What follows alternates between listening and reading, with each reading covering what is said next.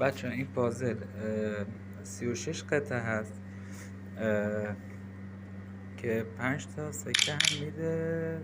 این 64 تایی 10 تا 100 تایی 15 تا الی آخر 400 تایش که خیلی سخته 75 سکه میده.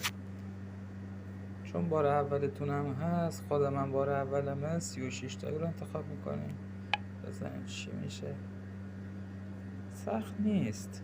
هست نیست.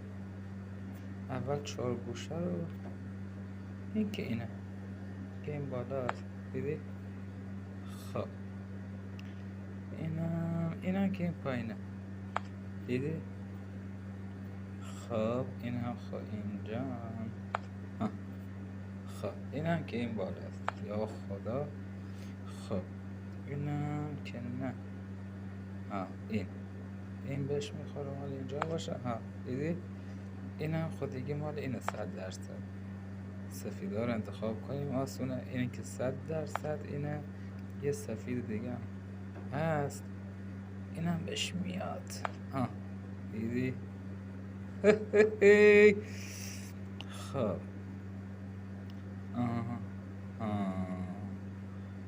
نه،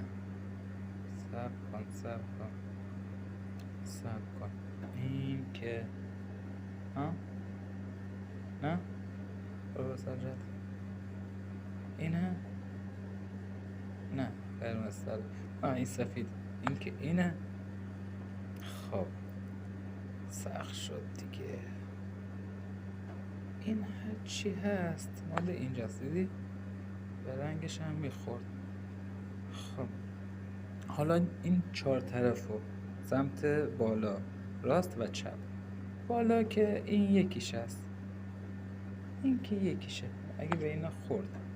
خب اینم یکیشه 100%. خب این بالایی ها، اینم که یا این یا اونه. خب اینه. خب یه بالا دیگه هم پیدا کنیم.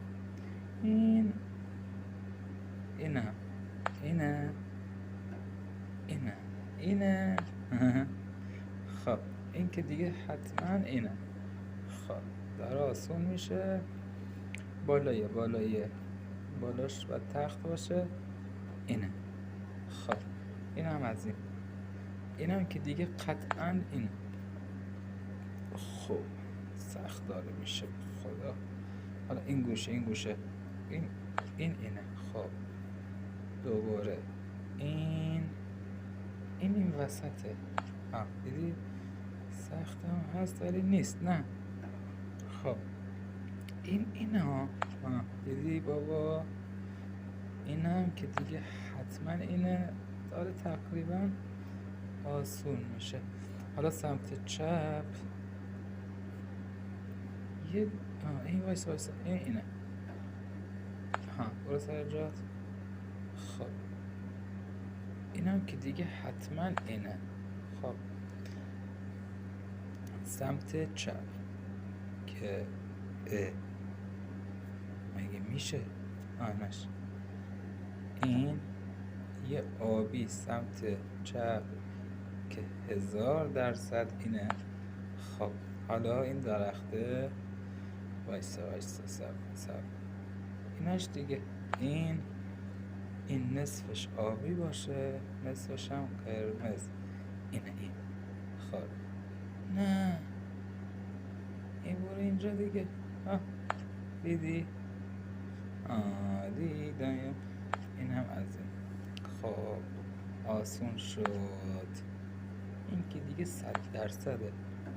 خب ما رو تکمیل کنیم. ما هم تکمیل شد. سابسکرایب دوز از طرفدار. اینه. خب اینه دی اینم که 100% اینه. لایک